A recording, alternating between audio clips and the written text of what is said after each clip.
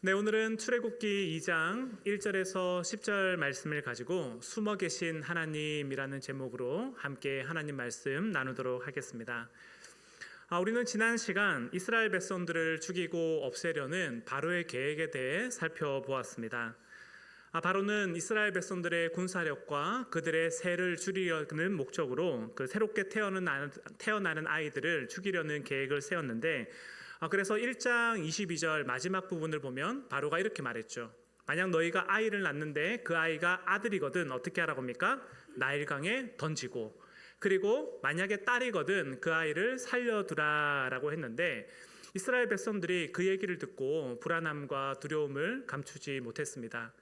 왜냐하면 부모라면 사랑하는 아이를 잃는 것보다 더 큰 충격이 없죠. 그런데 이 아이를 어떻게 하라고 하냐면 자기 손으로 자기가 직접 죽이라라고 말하니까 아마도 부모 입장에서는 그 얘기를 듣고 하늘이 무너지는 것 같은 충격을 받았을 겁니다. 하지만 부모 입장에서 다른 방법이 없습니다. 왜냐하면 이 아이를 죽이지 않으면 자기의 목숨이 위태로워지고, 그리고 이 아이를 담보로 다른 형제들의 목숨까지 노릴 수 있었기 때문에 부모 입장에서는 어쩔 수 없이 이 아이들을 강물에 버리게 되는데, 여기까지가 우리가 지난 시간에 살펴본 말씀입니다. 그런데 오늘 본문에서는 그 바로의 명령 앞에서 끝까지 저항하고 투쟁하는 한 사람을 보게 되는데, 그게 누구냐면 오늘 본문에 나오는 모세의 어머니였던 요게벳이라는 인물입니다. 실제로 오늘 본문 2절과 3절을 보면 성경에 이렇게 기록되어 있는데요. 우리 오늘 본문 2절과 3절 같이 한번 읽어보도록 하겠습니다. 시작. 그 여자가 임신하여 아들을 낳으니 그가 잘생긴 것을 보고 석 달 동안 그를 숨겼으나 더 숨길 수 없게 되매 그를 위하여 갈대 상자를 가져다가 역청과 나무진을 칠하고 아기를 거기 담아 나일 강가 갈대 사이에 두고. 아멘. 여러분 보시면 2절 초반에 뭐라고 합니까? 그 여자가 임신하여 아들을 낳으니, 그 다음 뭐라고 하죠? 그가 잘생긴 것을 보고라고 하는데, 지난 시간 때 제가 이게 잘생겼다라는 말이 이게 객관적으로 잘생긴 건 아니라는 말씀을 드렸습니다. 여기 나오는 잘생겼다라는 말은 창세기 1장에 나오는 하나님이 이 땅을 지으셨을 때 그 땅을 바라보시는 모습을 뭐라고 했습니까? 보시기에 좋았더라라고 했던 것처럼, 오늘 본문에서도 하나님이 뭐라고 얘기하는 거냐면 모세를 낳고 난 다음에 모세를 보면서 하나님 뭐라고 합니까? 좋았더라라고 하는 거죠. 근데 그 좋았더라라는 마음을 누가 갖게 되냐면 모세의 어머니도 함께 갖게 되는데, 그래서 어떻게 하냐면 이 아이를 바로 버리지 않습니다. 버리지 않고 석 달 동안 이 아이를 돌보게 되는데, 3달이 지난 시점에는 어쩔 수 없이 이제 이 아이를 버리게 돼요. 왜냐하면 그 당시에 아이들이 우는 소리는 나일강 전역에 퍼져 있었습니다. 그래서 애들이 우는 소리를 듣고는 분간할 수가 없는데, 뭘 보고 분간할 수 있냐면 이제 애가 움직이기 시작하는 거죠. 100일이 지나면서 이제 기어다니고 뒤집고 이제 일어서려고 하는 그 뜸에 타가지고 이 요게벳이 뭐라고 하는 거냐면, 내가 이제 이 아이를 더 이상 숨길 수 없겠다라고 하면서 뭐라고 하냐면 이 아이를 이제 나일강에 이제 보내는 길을 하고 있는데, 오늘 본문 3절과 4절을 보면 그 행동을 크게 4가지로 정리합니다. 표를 보시면 제일 먼저 요게벳이 하는 행동이 뭐냐면 이제 갈대 상자를 가져다가 그 박스를 만들죠. 그러니까 나무를 꺾어가지고 이거를 이제 상자를 만들게 되는데, 왜 그렇게 하냐면 이 아이를 나일강에 이제 바로 놓게 되면 어떻게 합니까? 바로 빠져 죽을 수밖에 없잖아요. 그래서 이 아이가 빠지지 않도록 어떻게 하냐면 갈대를 꺾어다가 갈대 상자를 만들어요. 근데 그리고 난 다음에 뭘 하냐면 나무진과 역청을 바르게 되는데, 이건 어떤 거냐면 일종의 방수 역할을 하는 겁니다. 근데 여러분 생각해 보시면 나무진과 역청을 바로 바를 수 있을까요? 이거 바로 바르지 못합니다. 왜냐하면 상온 상태에서의 나무진과 역청은 끈적끈적한 이제 고체 형태로 있기 때문에 이거를 그 갈대 상자에 바로 바르려면 어떻게 하냐면 바로 못 바르고 그걸 끓여야 돼요. 끓이고 난 다음에 그게 녹았을 때 그거를 나무 진과 역청을 상자 안팎으로 바르게 되는데, 이거는 한 번 바른다고 해서 되는 게 아닙니다. 한번 바르고 그 다음에 말리고 그 다음에 또 바르고 말리고, 이 과정들을 계속해서 반복하게 되는데, 여러분 생각해 보시면 이 나무진과 역청을 바를 때 그 안에 뭐가 생기겠습니까? 냄새가 나겠죠. 유독가스들이 생기기 때문에 엄마 입장에서는 여기에다가 애를 바로 넣을 수가 없어요. 왜냐하면 넣고 나면 그 유해가스 때문에 아이의 목숨이 위태로워질 수 있기 때문에 일반적으로 학자들이 이 갈대 상자를 만들 때 기간을 몇 주 정도로 잡냐면 2, 3주 정도 동안은 이 갈대 상자를 만들지 않았을까라고 추정합니다. 그래서 보시면 2절에서 갈대 상자를 가져다가 그 다음에 뭐 합니까? 역청과 나무진을 칠하고, 그리고 3절에 또 뭐 합니까? 나일 강가에 두는데, 이건 무슨 얘기냐면 그냥 나일 강에 그냥 띄우는 게 아니에요. 갈대 수풀이 있으면 그 갈대 수풀에다가 이 상자를 가져가지고 거기다 고이 두는 건데, 어디다 두겠습니까? 당연히 흘러가지 않는 데 두겠죠. 그냥 떠내려가게 되면 이 아이의 목숨을 보장할 수 없으니까 이 갈대숲 사이에 상자를 아주 잘 이렇게 보관해 놓고, 그리고 난 다음에 4절에서 어떤 일을 하냐면 요게벳이 모세의 누이였던 미리암을 보냅니다. 보내가지고 이 아이가 어떻게 되는지, 이 갈대 상자가 어떻게 되는지 지켜보도록 하는데, 왜냐하면 요게벳이 무슨 일이 생기면 지금이라도 당장 달려가서 이 아이를 구원하고 구출하기 위한 생각에 미리암을 보내게 되는 겁니다. 그래서 오늘 본문 3절과 4절을 보면요, 여러분 요게벳이 되게 꼼꼼한 형태로 일을 하고 있어요. 그냥 이 아이를 아무런 목적 없이 떠나보내는 게 아니라요, 정말 이 아이를 구원하기 위해서, 구출하기 위한 어떤 목적을 가지고 되게 꼼꼼하게 이 일을 기획하고 있는데, 그 결과 어떤 일이 벌어지냐면 모세가 구원을 받죠. 그래서 오늘 본문 출애굽기 2장 10절을 보면 2장 10절에 이렇게 되어 있습니다. 같이 한번 읽어보겠습니다. 시작. 그가 그의 아들이 되니라. 그가 그의 이름을 모세라 하여 이르되 이는 내가 그를 물에서 건져내었음이라 하였더라. 아멘. 이 요게벳의 헌신과 꼼꼼한 실행 때문에 지금 누가 구원을 받냐면 모세가 구원을 받고 있는 거예요. 여기까지가 오늘 본문에 나오는 이제 본문의 어떤 개요인데, 제가 말씀을 보다가 이제 어떤 생각이 들었냐면 이 아이를 떠나보내는 요게벳의 마음에 어떤 마음이 들었을까 하는 생각이 들었어요. 분명 요게벳이 하나님을 신뢰하고 이 아이를 지키고자 마음을 먹었기 때문에 어떤 측면에서는 하나님을 향한 마음의 확신과 담대함을 가지고 있지는 않을까라는 생각이 들면서, 또 동시에는 이 아이를 향한 어머니의 불안함과 두려운 마음이 함께 있지 않을까 하는 생각이 들었는데, 제가 오늘 본문을 보면서 느낀 건 어떤 거냐면 진짜로 요게벳의 마음 가운데 이 두 마음이 함께 있다라는 것을 보게 되었습니다. 실제로 오늘 본문 3절을 보면 3절에 이렇게 되는데, 다시 한번 3절 읽도록 하겠습니다. 3절 말씀 같이 읽겠습니다. 시작. 그를 위하여 갈대 상자를 가져다가 역청과 나무 진을 칠하고 아기를 거기 담아 나일 강가 갈대 사이에 두고. 아멘. 여러분, 오늘 본문 3절에서 지금 3절 초반에 뭐라고 하냐면요, 더 숨길 수 없게 되매라고 되어 있죠. 이게 더 숨길 수 없게 되매라고 할 때 제가 앞에서는 뭐라고 말씀드렸냐면, 이제 이 아이가 어느 정도 컸기 때문에 더 이상 이 아이의 행동과 이런 것들을 통제할 수 없어서 어쩔 수 없이 이 아이를 떠나보내게 됐다라고 말씀드렸는데, 사실 그거는 표면적인 이유고 실질적으로는 요게벳이 어떤 마음을 가졌냐면, 이제는 내가 이 아이를 내 힘으로는 어떻게 할 수 없다라는 생각을 가졌기 때문에 그래서 이 아이를 떠나보내게 됩니다. 그걸 어떻게 할 수 있냐면 오늘 보면 3절 초반에 나오는 더 숨길 수 없게 되매라는 말이 히브리 원어로 이렇게 되어 있는데요, 보시면 더 숨길 수 없게 되매라는 말이 히브리 원어로 보면 차판 로 아콜 이렇게 되어 있습니다. 근데 이게 무슨 뜻이냐면, 여러분, 차판이라는 뜻은요, 감추다, 비축하다, 보물처럼 소중히 간직하다라고 되어 있는데, 어떤 거냐면 우리가 만약에 이런 거를 숨길 때 그냥 아무 데나 냅두는 게 아니라 내가 소중히 여기는 거, 내가 귀하게 여기는 걸 잘 간직하는 걸 뭐라고 하냐면 차판이라고 합니다.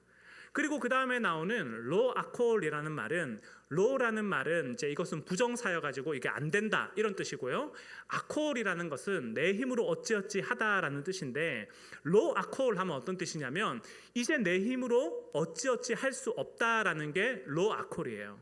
그래서 차판 로 아콜, 이거를 이제 원문을 직역을 하면, 제가 좀 풀어서 설명하면 이렇게 됩니다. 아래에 있는 글을 보시면, 이제 내가 이 아이를 더 이상 보물처럼 소중히 간직할 수 없기 때문에, 이제 내가 이 아이를 내 힘과 내 능력으로는 도저히 돌볼 수 없음을 알았기 때문에, 그래서 이 아이를 이 아이를 위해 갈대 상자를 만들었다 이렇게 되어 있는데, 이건 무슨 얘기냐면 이 갈대 상자를 만들면서 이 요게벳이 지금 누구를 전적으로 의지하고 있는 겁니까? 하나님을 전적으로 의지하고 있는 거예요. 이제는 내 힘과 내 능력으로는 할 수 없기 때문에 하나님을 전적으로 의지하고 있지만, 이 아이를 향해서 정말 하나님을 의지하고 있지만 동시에 인간적으로는 내 마음 가운데 어떤 마음이 듭니까? 인간적으로는 내 마음에 불안함이 드는 거예요. 왜냐하면 아무리 갈대 상자를 잘 만들어놔도 이 뭡니까? 갈대 상자예요. 아무리 내가 방수를 잘 해놓는다 하더라도 만약에 사람이 뒤집으면 어떻게 돼요? 이 아이는 빠져 죽을 수밖에 없어요. 아무리 내가 이 아이를 그 갈대살 숲 사이에 잘 간직해 놓는다 하더라도 만약에 악어떼나 짐승들이 나타나서 이 아이를 해하려고 하면 이 아이는 죽을 수밖에 없고, 그렇기 때문에 요게벳의 마음 가운데는 어떤 마음이 있냐면 이 두 가지 마음이 함께 찾아오게 되는데, 이 두 마음이 누구의 마음이냐면 사실 이 땅을 살아가는 오늘 우리의 마음이기도 합니다. 실제로 제가 이 시간 좀 제 얘기를 좀 하나 좀 드리려고 하는데, 여러분, 제가 그 선교단체 대표를 할 때 그 시간들이 이제 쉽지 않은 시간이었다는 건 우리 성도님들 너무 잘 아시잖아요. 제가 선교단체 대표를 할 때 참 그 시간이 너무 좀 쉽지 않아가지고, 사실 그 당시 제 마음의 소원은 어떤 거였냐면 하루라도 빨리 사임하는 거, 이제 그게 제 마음의 소원이었어요. 그래서 저에게 주어진 임기를 빨리 마치고 이제 자유의 몸이 되는 그날들을 꿈꾸면서 하루하루를 살아갔는데, 사실 그 마음이 있으면서도 제가 이제 그 마음만 가지고 살 수는 없잖아요. 그래서 아침마다 일어나서 기도하고 마음을 다잡고 이제 그 시간을 보내면서 하루하루를 보내다가 한 번은 제가 이제 해외에 있던 수련회에 참석하게 됐습니다. 그래서 수련회에 참석하고 난 다음에 이제 거기서 은혜를 입고 한국에 돌아오면서 정말 이제 남은 임기는 잘 마쳐야겠다, 남겨진 대표 사역은 잘 해야 되겠다는 생각으로 돌아왔는데, 돌아오자마자 또 현실이 쉽지가 않더라고요. 그래서 하루하루 이렇게 부대끼는 시간들을 보냈는데, 하루는 제가 말씀을 보다가 어떤 말씀을 이제 보게 되냐면 마태복음 17장에 나오는 간질병 둔 아이를 예수님께 데려오는 아버지에 관한 말씀을 보게 됐어요. 근데 여러분, 우리가 알다시피 이 말씀에서 간질병을 둔 아이를 그 아버지가 예수님께 데려오는데 예수님이 그 자리에 있습니까? 없습니까? 예수님이 그 자리에 없죠. 누가 그 자리에 있어요? 제자들만 있습니다. 예수님이 제자 3명을 데리고 산에 올라가시고 나머지 제자들만 있는데, 그 자리에서 무슨 일이 벌어지냐면 이 관질병 걸렸던 아이가 그 자리에서 꼬꾸라지게 되죠. 그래가지고 아버지가 그 제자들한테 뭐라고 얘기하냐면, 당신들 예수님의 제자 아닙니까? 당신들 방금 전에 전도하면서 귀신들 내쫓고 병 고치는 일들을 내가 들었는데 당신들도 이 일을 할 수 있는 거 아닙니까? 이거 지금 되게 긴급한 상황인데 빨리 나서 주십시오라는 얘기를 해요. 그래가지고 제자들이 어떻게 하냐면 그 자리에서 이 아이를 위해 기도를 하죠. 근데 여러분, 기도하는데 이 아이가 나아요, 안 나아요? 안 낫습니다. 이 아이가 안 낫고 계속해서 고통 가운데 있을 때, 그때 마침 누가 오냐면 산에서 기도를 마치신 예수님이 내려오는데, 그 길로 이 아버지가 어디로 갑니까? 예수님한테 바로 가잖아요. 예수님한테 가서 뭐라고 하냐면, 예수님, 당신의 제자들한테 이 아이를 낫게 해달라는 그 기도 요청을 했는데 당신의 제자들은 못했습니다 라고 하면서 소위 말해서 이제 꼰지르게 되는데, 제자들의 잘못을 꼰지르게 되는데, 그 얘기를 듣고 난 다음에 여러분, 예수님이 뭐라고 하냐면요, 마태복음 17장 17절에서 이렇게 얘기합니다. 보시면 한번 같이 읽어볼까요? 시작. 예수께서 대답하여 이르시되 믿음이 없고 패역한 세대여, 내가 얼마나 너희와 함께 있으며 얼마나 너희에게 참으리요, 그를 이리로 데려오라 하시니라. 아멘. 여러분 보시면 지금 예수님이 제자들한테 뭐라고 합니까? 믿음이 없고 패역한 세대여라고 하는데, 이 쉽게 말하면 경상도 사투리로 야이 문디자스가 뭐 이런 말들을 하는 거죠. 내가 언제까지 너희들한테 가르쳐야 되겠냐, 내가 언제까지 너희들을 참아야 되겠냐라고 하면서 뭐라고 하냐면 이 믿음이 없고 패역한 자식들아라고 얘기하는데, 여러분 만약에 여러분이 그 자리에서 이 얘기를 듣는다면 기분이 어떻겠습니까? 만약에 예수님이 여러분을 향해서 이 믿음이 없고 패역한 자식아 이렇게 얘기하면 기분이 어떻겠어요? 만약에 제가 그 자리에 있었으면요, 저는 기분이 안 좋았을 것 같아요. 왜냐하면 여러분, 기도를 안 한 게 아니잖아요, 그렇죠? 기도를 열심히 했습니다. 기도를 열심히 했는데 그 자리에 누가 없었어요? 예수님이 없었어요. 나는 정말 내가 할 수 있는 최선을 다해서 기도하고 하나님 앞에 나아갔는데 이 아이가 안 낫는 걸 내가 어떻게 합니까? 예수님, 이 아이가 안 낫는 걸 내가 어떻게 합니까? 라는 항변하고 싶은 마음이 제 마음에 들었는데, 이 말씀을 보다가 제 마음에 순간적으로 어떤 마음이 들었냐면 이런 마음이 들었어요. 17장 17절 뒷부분을 보시면 내가 얼마나 너희와 함께 있으며 내가 얼마나 너희에게 참으리요? 라는 질문을 하는데 순간적으로 제 마음에서 어떤 대답이 튀어나왔냐면 평생이요 라는 답이 튀어나왔어요. 그래서 제가 말씀을 보다가 순간적으로 제 모습을 의심했죠. 내가 지금 미쳤나? 내가 지금 예수님한테 개기는 건가? 예수님한테 대드는 건가? 이런 질문이 들었는데 묵상하는데 제가 진심으로 이거를 하나님 앞에 바란다라는 생각이 들었습니다. 왜냐하면 제가 제 자신을 잘 알기 때문이죠.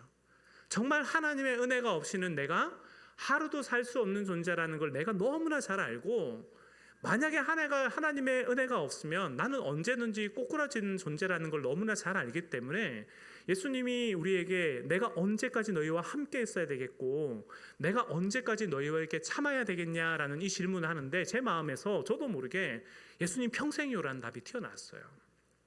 근데 그리고 난 다음에 그 말씀을 보는데 이 말씀에 나오는 간질병 걸린 환자가 누구의 모습이라는 걸 보게 되냐면 제 모습이라는 걸 보게 됐습니다. 왜냐하면 여러분, 간질병이 어떤 겁니까? 이게 내전증이라고 하는데 뇌에 전류가 흐르지 않아서 산소가 공급되지 않으면 일순간 꼬꾸라지잖아요.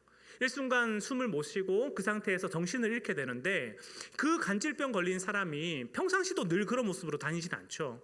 평상시에는 온전한 모습으로 평상시엔 잘 지내다가 언제 그런 일이 벌어지냐면 자기도 모르게 그런 일이 벌어집니다. 그런데 그 모습을 보는데 누구의 모습 같냐면 제 모습 같은 거예요. 하나님의 은혜가 있을 때는 괜찮은 사람처럼 보이고, 하나님의 은혜가 있을 때는 나는 하나님 앞에서 좋은 믿음의 반응을 할 수 있는 것처럼 생각되지만, 그 하나님의 은혜가 사라지고 내 안에 하나님의 은혜가 마르게 되면 나 역시 이 간질병 걸린 환자처럼 언제 쓰러질 줄 모르는 존재이기 때문에 그 하나님의 말씀을 보는데 제 존재가 이 간질병 걸린 환자처럼 이제 투영이 되더라고요. 그리고 난 다음에 그 다음에 나오는 말씀이 제 마음에 진실한 기도가 됐어요. 왜냐하면 그 다음 본문에 뭐라고 하냐면 마가복음을 보면 병행 구절에서 이렇게 얘기합니다. 마가복음 9장 24절을 보시면 같이 한번 읽어보겠습니다. 시작. 곧 그 아이의 아버지가 소리를 질러 이르되 내가 믿나이다. 나의 믿음 없음을 도와주소서. 아멘. 뭐라고 합니까? 예수님, 나의 믿음 없음을 도와달라고 하죠. 예수님, 저도 하나님 아버지 앞에 그렇게 살고 싶지만 내가 믿음이 없어서 하나님 앞에 그렇게 나아갈 수 없으니 하나님, 저의 믿음 없음을 도와달라라고 얘기하고, 하나님 아버지의 도움과 그분의 은혜가 없이는 나는 하루도 살 수 없는 존재입니다라는 얘기를 누가 고백하냐면 그제서야 간질병 걸린 자의 아버지가 고백하게 되는데, 그런 측면에서 하나님이 오늘 우리 가운데 원하는 건 어떤 거냐면 우리가 하나님 앞에 그와 같은 모습으로 살아가길 바라는 겁니다. 오늘 내게 주어진 일상 가운데서 내 힘과 내 능력으로 할 수 있는 것이 아무것도 없고, 정말 하나님 아버지 앞에 우리 자신을 전적으로 의탁하면서 동시에 내 마음 가운데 가지고 있는 이 불안함과 두려움들을 어디에 못 박으라는 겁니까? 십자가에 못 박아야 된다라는 거예요. 하나님의 은혜가 우리의 마음을 다스리고 우리를 지배하지 않으면 우리는 언제든지 인생의 걱정과 근심, 염려 가운데 사로잡혀 살아갈 수밖에 없기 때문에 하나님 앞에 나아가서 우리가 항복하고 그분 앞에 우리의 삶을 드리게 될 때 그때 비로소 우리의 인생이 풀린다는 걸 얘기를 하고 있습니다. 그런 측면에서 요게벳은 어떤 삶을 살았냐면 그와 같은 삶을 살았습니다. 이 갈대 상자를 만들 때 내 힘으로 하나님의 구원을 이루겠다, 그게 아닙니다. 이 갈대 상자를 만들면서 정말 하나님의 은혜와 그분의 도우심을 구하면서 갈대 상자를 만들게 되고, 방수칠을 하면서 하나님, 지금 제가 열심히 방수칠을 하는 것처럼 보이지만 하나님의 은혜가 없이는 내가 살 수 없습니다라는 이 고백을 계속해서 하고, 갈대 상자를 둘 때도 그렇고 이 아이를 지켜볼 때도 그렇고 자기의 평생을 하나님 아버지 앞에 드리게 되는데, 저는 이 자리에 있는 우리 모두가 하나님 아버지 앞에 그와 같은 삶을 살아가기를 소망합니다. 그래서 오늘 우리 인생 가운데 우리의 온 마음을 다해서 하나님 앞에 일하고 하나님 아버지 앞에 우리의 삶을 드리지만, 궁극적으로 우리의 인생을 돌보시는 분은 오직 하나님 한 분밖에 없음을 고백하면서 하나님 아버지 앞에 우리 인생을 의탁하고 항복하는 그런 우리 공동체 되었으면 좋겠습니다. 그렇다면 두 번째로, 오늘 우리의 인생 가운데 주님께 우리의 삶을 맡겨드리고 우리의 삶을 하나님께 의탁하게 될 때 하나님께서 우리 가운데 어떤 일을 행하시는지 우리가 살펴보면 좋겠는데, 먼저 결론부터 말씀드리면요, 주님은 우리의 기도에 응답하시고 주님은 우리의 기도에 신속히 일하시는 선하신 하나님, 좋으신 하나님이십니다. 실제로 오늘 본문 4절을 보면 이 성경이 이 사실을 잘 보여주는데요. 여러분 성경 온 출애굽기 2장 4절 말씀 우리 같이 한번 읽어보도록 하겠습니다. 같이 읽겠습니다. 시작. 아멘. 여러분 지금 보시면 4절 말씀이 어떤 거냐면 이 갈대 상자를 어떻게 했습니까? 갈대 숲 사이에 고정시켜 놨습니다. 그리고 누구를 보냈냐면 이제 미리암, 모세의 누나였던 미리암을 보내게 되는데 보시면 4절에 이렇게 돼 있죠. 그의 누이가 어떻게 되는지를 알려고 멀리 섰더니라고 되어 있는데 여러분 한번 생각해 봅시다. 만약에 멀리 섰다라고 할 때 어느 정도 선 게 멀리 선 걸까요? 제가 여기 있고 우리 양자님 여기 계신데 이 정도 선 게 멀리 섰는 걸까요? 아니면 저희 안에 있는 저 뒤쪽까지 선 게 멀리 선 걸까요? 멀리 섰다라고 얘기할 때 이 멀리 섰다라는 개념 자체가 사람들마다 다 다르기 때문에 이거를 주관적으로 판단하기는 힘듭니다. 근데 이거를 좀 이해하기 위해서는 어떤 말씀을 봐야 되냐면 창세기 21장을 봐야 되는데 여러분 창세기 21장 15절과 16절을 보면 이렇게 되어 있습니다. 한번 같이 읽어보겠습니다. 시작. 그 자식을 관목동굴 아래에 두고 이르되 아이가 죽는 것을 참아 보지 못하겠다 하고 화살 한바탕 거리 떨어져 마주 앉아 바라보며 소리내어 우니. 아멘. 여러분 보시면 지금 창세기 21장 이 얘기 무슨 얘기냐면요. 아브라함과 사라가 이삭을 낳고 난 다음에 누굴 내쫓습니까? 하갈과 이스마엘을 내쫓죠. 그리고 난 다음에 이 사람들이 먹을 게 없어가지고 물이 떨어진 상태에서 하갈이 어떻게 하냐면 이제 이 아이를 더 이상 돌볼 수 없겠다. 이제 하나님 앞에 이 아이를 드려야 되겠다라고 하면서 어떻게 하냐면 그 자식을 관목동굴 작은 이렇게 숲풀 사이에 이 아이를 둡니다. 그리고 난 다음에 하갈이 어떻게 하냐면 내가 아이가 죽는 것을 참아보지 못하겠다 하고 그다음 뭐라고 합니까? 화살 한바탕 거리 떨어져 마주 앉아 바라봤다라고 얘기하는데 여러분 여기 나오는 화살 한바탕의 거리를 그 구약학자 게하르트 알더스라는 사람이 뭐라고 얘기하냐면 이걸 이렇게 얘기합니다. 물리적으로는 멀리 떨어진 개념이지만 심리적으로는 가까운 개념. 이게 무슨 얘기냐면 여러분 우리가 그 TV나 드라마, 영화 같은 거 보면 아이를 키우다가 어쩔 수 없이 이 아이를 떠나보내는 경우 있잖아요. 뭐 고아원이라든지 양육원이라든지 그렇게 떠나보낼 때 여러분 부모가 이 아이를 어떻게 합니까? 바구니에 담아가지고 문 앞에 두는데 문 앞에 두고 난 다음에 36개 주례랑을 치나요? 아니면 어딘가에 숨어서 지켜보나요? 어딘가에 숨어서 지켜보죠. 이 아이가 어떻게 되는지 알기 위해서 내가 이 아이를 차마 돌볼 수는 없지만 이 아이를 향한 사랑과 관심 때문에 멀리 떨어진 상태에서 숨어서 이 아이의 뒷모습을 지켜보는 거를 뭐라고 얘기하냐면 그거를 물리적으로는 먼 거리지만 심리적으로는 가까운 거리라고 얘기하는데 지금 여기 나오는 화살 한바탕 거리를 뭐라고 얘기하냐면 그 개념이라고 얘기합니다.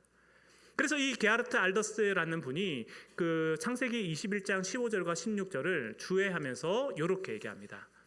제가 한번 읽어보겠습니다. 그리고 나서 그녀는 자기 아들이 목말라 죽어가는 고통의 참모습을 보지 않으려고 약간의 거리를 물러났다. 그러나 그녀는 아주 멀리 가지 않았다. 단지 화살 한바탕쯤의 거리를 갔다.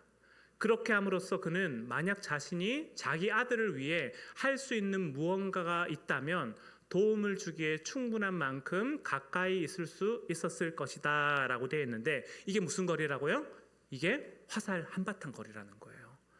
그런 측면에서 오늘 본문에 나오는 미리암이 멀리 섰더니라고 얘기하는 건 이건 어떤 거냐면 물리적으로는 멀리 서 있지만 심리적으로는 어떤 겁니까?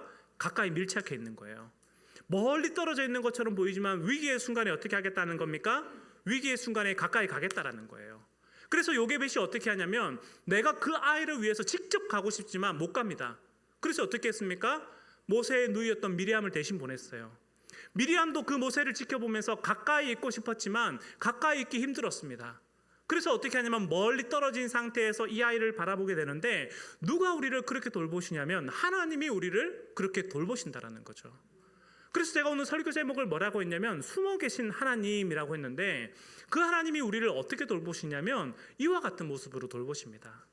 하나님이 우리의 눈에 보이지 않는 것처럼 보이지만 하나님 어떻게 하십니까? 우리에게 도움이 필요하고 우리가 신음할 때 그분이 다가오시죠.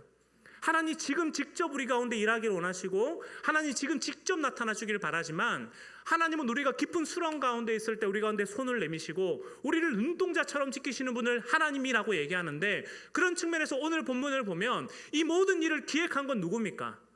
겉으로 볼 때는 요게벳이 이 모든 일을 기억한 것처럼 보이지만 실제로 이 모든 일을 기획하고 준비해 가시는 분 누구냐면 바로 하나님입니다. 요게벳이 갈대 상자를 만들어서 이 아이를 놓았을 때 누가 마침 그때 내려옵니까? 바로의 공주가 마침 내려와요. 그리고 이 바로의 공주가 이 아이를 보고 난 다음에 그 마음 가운데 무슨 마음이 들었다고 얘기합니까? 불쌍히 여기는 마음, 측은히 여기는 마음이 들었다라고 얘기하는데 누가 그 마음을 준 겁니까? 하나님이 그 마음을 주신 거죠. 그때 미리암이 나타나가지고 공주님, 이 아이의 부모님을 제가 압니다. 이 아이의 부모님을 데려올까요? 데려와라. 근데 여러분 생각해 보시면 바로의 공주가 그걸 몰랐을까요? 이 모든 일이 너무 이상하잖아요. 그런데 뭐라고 하냐면 데려와라. 그리고 난 다음에 어떻게 하냐면 모세의 부모님이 모세와 함께 궁에 머물게 되죠. 그리고 나중에 모세가 바로의 궁에서 이집트의 아들로 살아가게 되는데 이 모든 일은 누가 한 거냐면 바로 하나님이 그 모든 일을 기획하시고 그 모든 일을 준비해 간 겁니다. 그렇기 때문에 이 모든 일을 통해서 하나님 우리 가운데 기억하기를 원하는 건 어떤 거냐면 나는 너희의 신음소리와 나는 너희의 삶을 하나도 놓치지 않고 다 기억하고 있다라는 거예요. 그래서 제가 말씀을 보는데요, 너무 감사한 거예요. 그 하나님이 정말 우리 가까이 계시는구나. 그 하나님이 숨어 계신 것처럼 보이지만 우리 가운데 나타나 계시구나. 그래서 제가 말씀을 보다가 불현듯 제가 어릴 때 즐겨보던 만화 영화의 주제가가 생각이 났어요. 여러분 짱가라고 아십니까? 짱가? 그 노래 아시죠? 어디선가 누군가에 무슨 일이 생기면 짜짜짜짜짜 짱가 엄청난 기운이 야 하잖아요. 근데 설교를 준비하다가 갑자기 그 짱가가 생각이 나는 거예요. 우리 하나님 그런 분이구나. 어디선가 누군가에 무슨 일이 생기면 짜짜짜짜짜 짱가. 그래서 제가 말씀을 보면서 우리 하나님이 우리 가운데 그와 같은 모습으로 나타나시고 그와 같이 우리 가운데 일하고 계시는데, 바라기는 오늘 이 자리에 있는 우리 모두가 그 하나님을 바라보며 믿음 가운데 살아가면 좋겠습니다. 오늘 우리 인생 가운데 어려움과 고난이 찾아올 때 하나님 왜 나를 내버려 두시는가? 하나님 왜 나를 잊으셨는가? 그렇게 하나님 아버지 앞에 실망하고 낙심하는 우리가 아니라 오늘도 우리를 위해 일하시는 그 선하신 하나님을 우리가 바라보며 믿음 가운데 나아가길 소망하고, 그렇게 우리의 인생이 뒤로 물러서고 후퇴하는 것이 아니라 하나님 아버지 앞에 더 가까이 나아갈 수 있는 우리 모두가 되었으면 좋겠습니다. 말씀을 마무리하려고 하는데요, 마가복음 6장 48절을 보면 성경에 이렇게 기록되어 있습니다. 우리 마가복음 6장 48절 한번 같이 읽어볼까요? 같이 읽겠습니다. 시작.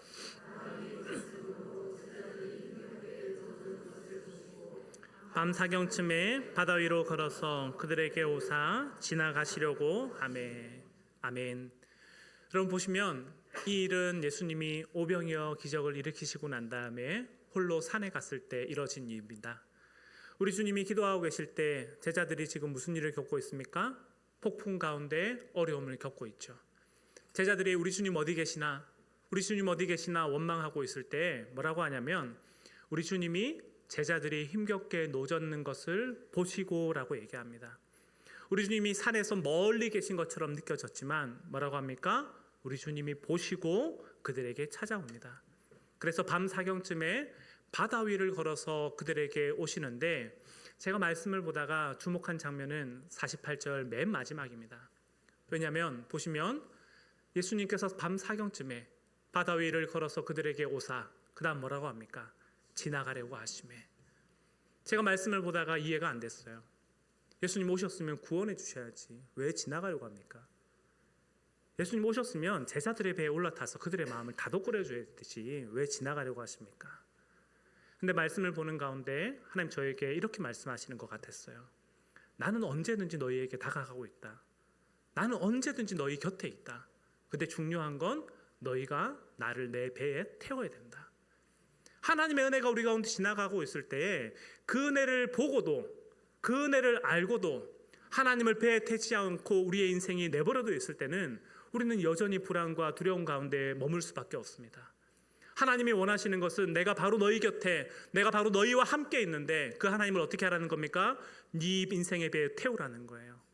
그렇기 때문에 이 자리에 있는 우리 모두가 오늘 그 하나님 아버지를 우리 인생의 배에 태우는 복된 시간 되기를 소망합니다.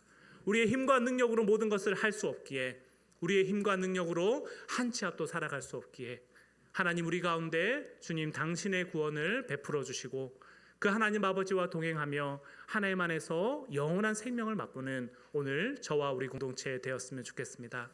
오늘 하루 주께서 우리 가운데 이와 같은 은혜와 복도해 주시기를 주의 이름으로 간절히 축복합니다.